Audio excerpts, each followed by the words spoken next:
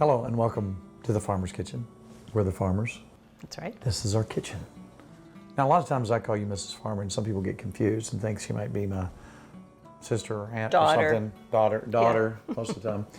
But she is my wife and it's a family joke. We call each other Mr. Farmer, Mrs. Farmer. Right. When we're all in a room, it's a bunch of Mr. and Mrs. Farmers. Right. It's kind of funny. Yeah, it's fun. That being said, if you're not familiar with our show, we're going to show you some things tonight that you might not have seen before. Typically on our look back at the year, we show you what happened through the year. But you know what this year is? What is it? Tell me. I don't know. Think about it. How many years? 10 years. 10 Ooh, years. 10 years, that's we've right. been on. Can you imagine? Wow, that's a long time. I was 22. I was 21. Imagine that. We started this thing in 2012. Wow. Different location. As I remember, there were some grandkids and we were in the middle of somewhat of a kitchen food fight. You were. Natalie was into it, Taryn not so much. She was very upset. She wanted to go home. 2012. In that same year, 2012, our friends the Duncans, he decided he was going to build him a pizza oven. Yes. Now I'm not just talking a little old pizza oven. I'm talking an outdoor pizza oven. love It's the fancy, yes. schmancy. It's nice. Pudding pie. Yes. I mean, it's huge. So we went over there and had pizza. And I'm not sure I've had a better pizza, but here's a little tape of that. You know, we love to have family over and cook Yeah. and hang out. And I will never forget the smell. I'm sure you can relate. But Mom was here in 2013 making Chow Chow. Now sometimes people still say on the show, what's Chow Chow? Yeah. Well, let's find out. All right, now you've got them cut up. You have to get them a little bit smaller now, correct? Yes, Now what in the world have you got there? it's a chopper. A chopper. It's similar to what my grandmother used to use. I do everything just about like she did. If you try to puree them, or you're going to end up with a soup. You Yeah. know? So I do it the old-fashioned way. It just suits. So you do it in the bowl, I see. So now, once you get it to this point, what's your next step? Next step is to add your pickling salt. I'm gonna put that I think this right is in there for ready. you. So you put your pickling salt in. Stir it up. Stir it up. Stir it up. Put it in the refrigerator. Put it in the refrigerator overnight. So 12 hours. And voila. Now we need to take this and rinse it and drain it. Oh, really? Like in a colander type thing? Like in a colander. So rinse it so you get the pickle and salt off. Put it in a colander, rinse it, let it drain, and then it goes to the stove. And put our 3 1/2 cups of apple cider vinegar and 1 1/2 cups of water, 2 tablespoons of mustard seed, 1 tablespoon of celery seed, 1 1/2 teaspoon of turmeric, 4 1/2 cups of sugar.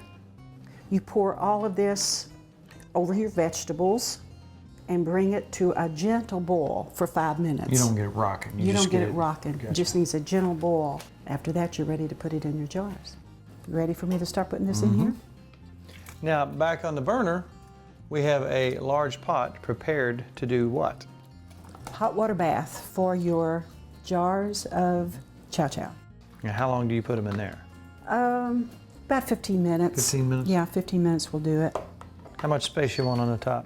At least 1/2 inch. I remember when I was growing up, this is one of my favorite smells. My grandmother would be busy fixing her Chow Chow. The whole house would smell good. You wipe your top off? Yep, I did. You do that just so nothing will keep it from sealing, right? So nothing will bump in there. Now, when you say your hot bath, is that hot boiling water or is it? You want it really warm water, put them down in here and let it come to a boil. Gotcha. And then start timing as soon as it comes to a boil. Then you start timing for about 15 minutes. 15 minutes should take care of it. And there they are. Alrighty. And that's what it looks like. Now in front of us in Farmer's Kitchen, because it is our kitchen, That's this right. is not a set. That's right. Nikki took Lois's yeast roll recipe. My favorite recipe. Now this is our go-to yeast recipe for just about anything, and it's very similar to my Always. mom's Right. and our grandmother's, but this is just quick and easy. And what do you use it for? I make loaves of bread. I like to make rolls, but I thought today French dip's my favorite. I need some kind of French dip roll. So I just created that today and look how great they turned out. Now, here's what happens. It's Christmas, we had everybody over. Right. So we made some roast beast, as they say in the Grinch. Yes, you always make a lot. But we took a standing rib roast, but we made 2 of them because we anticipate the leftovers. So we're gonna take our buns, Homemade buns. and we're gonna put them in our butter. Yum. And I put just a little bit of garlic in there too. And we're just gonna let those just slightly brown in there. Yes. Our drippings from the meat itself as it was Last night. cooking, red wine, some bouillon, and some currant jelly, a la our buddy Raoul. Okay, so here's our bottom, and here's our top. All right, so we're gonna take, we like horseradish. Oh, I love horseradish. Brush that on there. Pour some au jus for you. Thank you. And did you see what I made over here?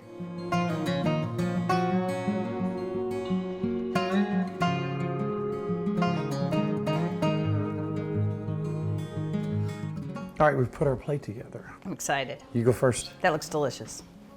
I know you love this. And it's one of my favorite things to have. And it's so easy. I'm gonna stand up so I don't make it. Can you dig it? Her bread's perfect. Oh, yeah.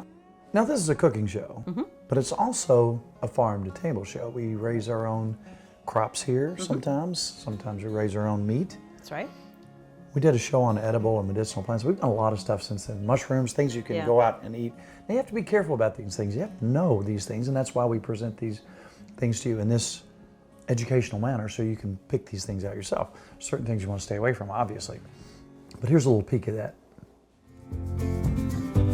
All right, a lot of people are going to recognize this. I recognize it because my dad used to make me dig it up out of the yard. Oh no. He hated his dandelions.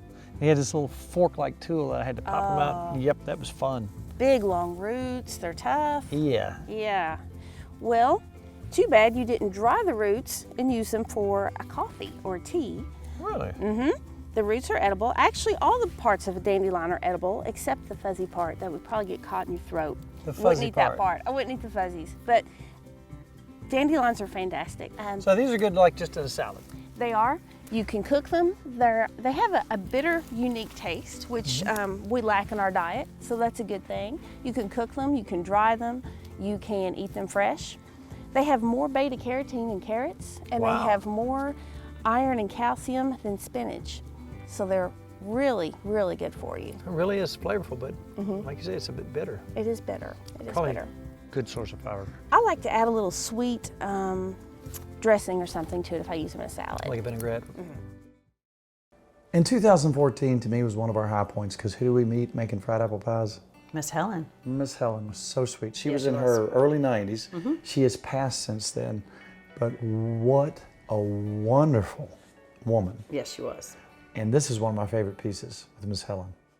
Now, what'd you get, if you can remember, kids are so spoiled today, they get hundreds and hundreds of dollars worth of stuff for Christmas. What do you remember getting for Christmas? I can remember maybe a stick of candy or A stick of candy? One We stick would of candy. hang our stockings up on the mantle, and Dad would put like an orange and an apple in that, and that just tickled us to death to get that. Now, growing up, do you remember getting electricity? We didn't get electric till our second son was born on Big Run. Now, was that a pretty big deal? Oh, it meant a lot to us. What was your thoughts when you went over and turned that light switch for the first time? They just had a bulb in the ceiling. Yeah. We just thought that's wonderful, for we just had a cool little lamp, Yeah, I don't know how the kids went to school, and learned of that. yeah. I don't know. What is it about the dried apples, Helen, that makes it better? It's just the way It it just is. has a different flavor, I think. Some people uses applesauce, but I just always dried my apples and fix them that They're way. better with the dried apples, aren't they?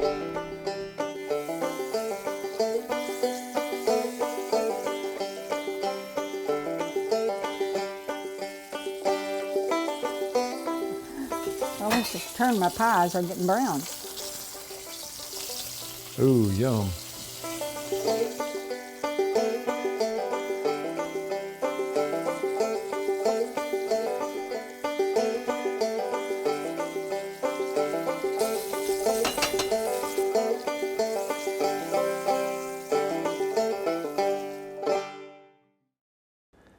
In 14, we also took a trip to Mississippi. That's right.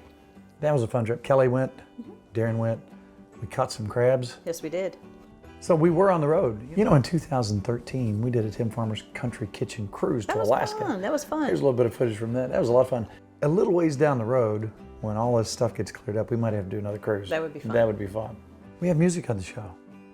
And me and a bunch of nice guys stood up on the stage and did this song that I dearly love. It's called Working on a Building.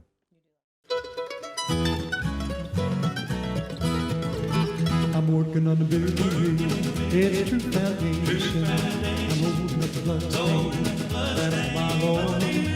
Well, every tired, working on a building. I'm going up to heaven, oh yes, getting mighty warm. While I'm working on the building, it's true foundation. I'm holding up the blood stain, that's for my Lord. Well, never get tired, working on a building. Heaven, oh yes, mighty woman, mighty woman. I'm working on a building, it's a foundation. I'm holding up the blood stain, better from the Lord. Tired, working on a building. Heaven, oh yes, get mighty Lord, mighty Lord. I'm working on a building, it's a true foundation. Holding up the blood stain, better from the Lord. Tired, working on the building. Heaven, oh yes, get mighty Lord, mighty Lord. Working on the building, true foundation. Holding up the blood stain, better from the Lord. Tired, working on a building, working on a building. I'm going up to heaven, oh yes, get mighty Lord, mighty Lord. I'm going up to heaven, oh yes, get mighty Lord, mighty Lord.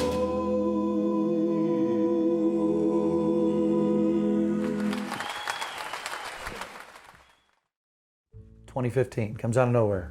Boom, I made bologna. Now this bologna that I made, it's not perfectly cut, it's not dyed pink, there's no chemicals in it.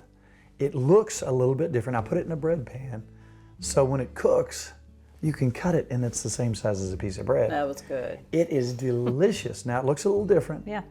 but this is bologna if you choose to make some yourself. I've measured all my spices and sugars out. Let me tell you exactly what you're gonna need, amounts.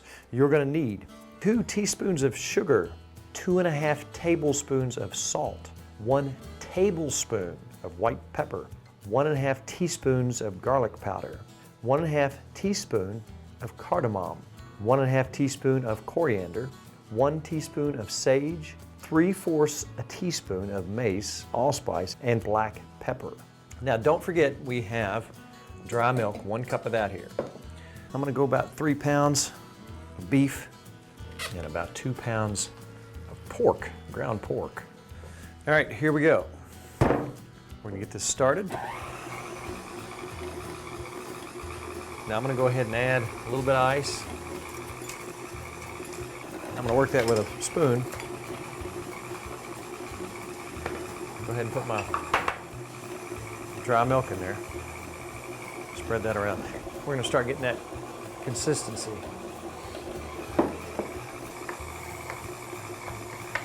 Now we're gonna keep adding little by little as we go along. This milk kind of acts as a binding agent, I think. Keep adding a little bit of ice here and there. A little moisture. Keeps everything firmed up. At this point, I'm gonna come back and start putting my spices in. Mix through it evenly. It's kind of what you would probably expect it to be. Binds together very well. Now I'm gonna jam that in here, into this pan. I'm gonna shape it. So now, obviously it's not gonna be the perfect round of bologna like you would see in the store. Now the interesting thing about this is the texture. The texture is like salami. So I'm gonna put that in here, shape it up. Now it's gonna look like a meatloaf. It's gonna be bologna. As soon as I wipe my hand off, I'm gonna stick that in the oven.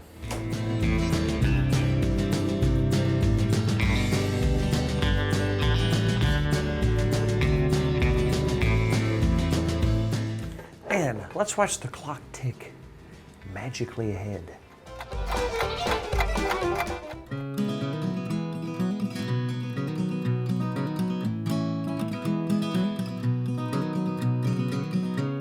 All right, now look what we got. This is a little salami roll I made the other day, but look at the texture of that. And I'm telling you, it's beautiful. Look how that looks when it's cut. Just like lunch meat. Now I'm gonna cut this bologna. It hasn't chilled. Normally I would chill this. I want you to see what it looks like. Oh, it smells heavenly. Now this is obviously a big thick slice, but that's the way I would put it on a sandwich. Turn this around and let you take a look at this. Is that not wonderful? 2016, I thought the high point of that, it was a travel trip. Hominy. That's right. An old-fashioned way to make corn into this wonderful, delectable dish. I love hominy. Let's find out how you make hominy.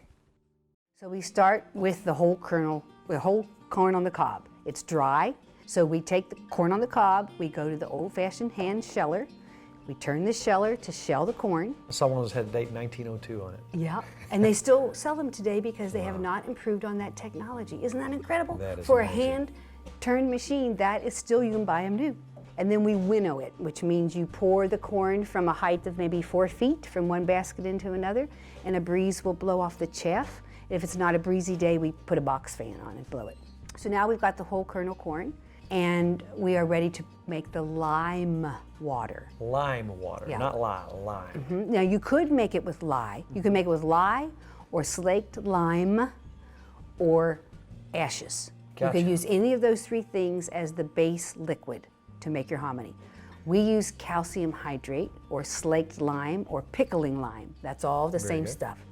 The water is brought to a simmer, and then you sprinkle the powdered lime the on wood top. stove? On the wood stove. So our recipe is 3.5 gallons of water, filtered water, to 1.5 cups of slaked lime, which is a white fine powder. It looks like talc, only whiter. Bring that again to a simmer, and then you take it off the stove and sit it away from heat with the lid on for at least 2 hours, and then that calcium hydrate is going to separate out, and you'll have the resulting called lime water. So now it's separated out, and we're going to pour off the clear liquid. You don't have to do that, but it makes a cleaner hominy. It's easier at the rinse stage. Right. And now that lime water is ready to add your 6 pounds of whole kernel corn to the lime water. Now we bring that, put that back on the stove, and we bring that up to a boil, and then we'll turn the stove all the way down, and we'll let it simmer overnight. That's kind of a forgotten art, just how to work the stove. Yes, I'll make sure there's enough wood in the fire, turn it down, and then the next morning we come and it looks like what we saw in the pot, the finished thing. So then now it's swelled up to 3 times its size, and the water is kind of yellowish, and now we want to rinse off all that coating. So I didn't tell you what's happening. So the reason you're using a base liquid is because the corn, each kernel has a coating, and it's clear and it's hard. It's almost like a shellac. So the base material in the water will dissolve that. And that then allows the grain inside to swell up and soak up that water and the heat too. 2016 had 2 things I really liked, the hominy That's right. and the sorghum. That was interesting. Wasn't that cool Enjoyed that, to yeah. see the old mule walking around? Let's take a look at how they used to make sorghum. So basically, you feed the cane. You push it into in the there. mill. Okay, so you have to actually physically. It doesn't. Well, doesn't you draw just it in. start it. Gotcha. And then it pulls it through. And the juices It flow just out. runs out in a pan, bucket, whatever. And you need to strain it 3 or 4 or 5 times. Gotcha. And then put it in the pan and then cook it till it gets 227 degrees. All right. Once you pour that off, take it over there and cook it up. I saw a guy over there just stirring it all up. I guess you're very carefully looking at the temperature there and seeing what goes on. What happens at that point when it gets that magic 227? You pull it off of the fire immediately. Say the pan's got 4 handles. You just get 4 people and get it off there quick. Now, will you, on a day like this, will everything go into one batch, or will you cook more than one batch? No, it'll just be one Gotcha. because it takes approximately 6 hours to cook it. Oh, wow. So to get 2 in one day, you'd have to start early in the morning. Gotcha. Of course, we started at 4:30 this morning. Oh, wow. Me and my granddaughter. So you got your broke mule, you got you some friends who are willing to help you out. Oh, yeah. I bet you don't have too tough a time getting folks up there. You say in the evenings, a bunch of kids come in. Oh, They yeah, like to, yeah. They like to, this They whole love process. to do this thing. Do you think people have some kind of sense inside, whether they know it or not, they want to know how things were done back in the old days? I believe everybody has a longing to learn where our ancestors and our heritage Right. has come from. A lot of these younger children, they may act like, and they're not really interested, but when they're around something like this, you can see them, their eyes are lighting, they want to ask questions about why does this do this, this, this. So yeah, I think we need to preserve our heritage. Yeah. And we that's might why have to I go do back this. to that someday. Well, if you can do it, you could survive if Oh, things yeah. got to a certain point. Thank All you right. for doing what you're doing and All keeping right, the appreciate traditions it. alive. That's part of what this show does. Well, that's what we need. We need to get back to reality. Yeah. Well, thank you so much for taking All right. time out for us today. Thank you.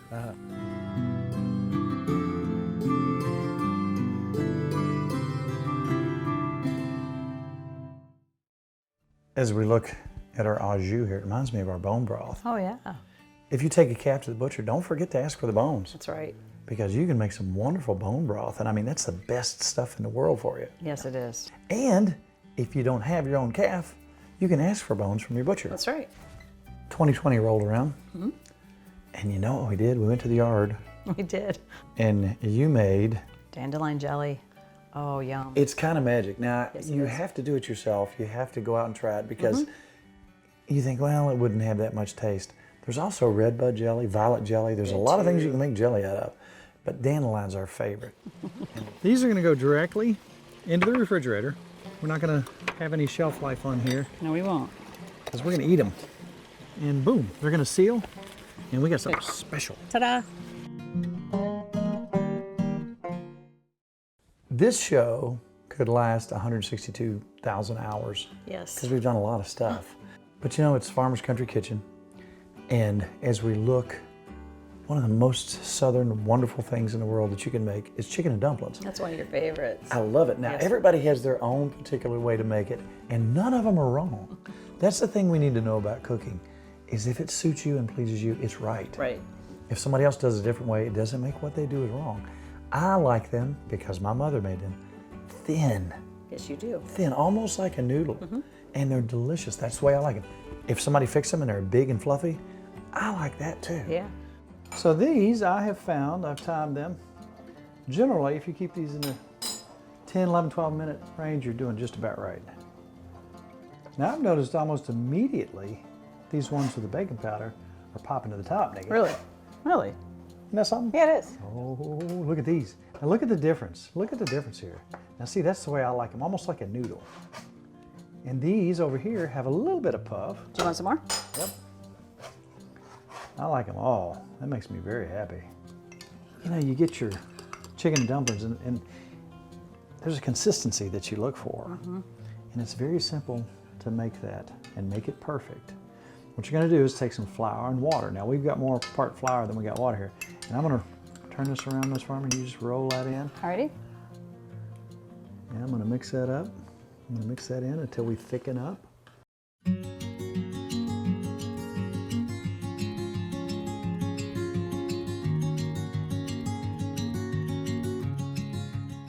Look at that, Miss Farmer. Oh, wow. Look how that thickened up. See that consistency? Oh, it's there? so good. Oh. And this is the slickums. That's what I like. Look how doughy and bready that is. Oh, wow. Beans. Like to me, and that might be too thin for some people. That's the perfect one for me. Well, that's a big noodle. It's a brand new year. That's right. Brand new shows coming up. We're back. That's right. Yay. Give me some knuckle, Mrs. Farmer. We have a lot of new stuff coming up. We have a lot of great ideas. We're going to get outside and cook some more as soon as the weather cooperates. And just so many things for you. And we're so excited to be back and in good health. That's right. Got a lot to be thankful for. Yes.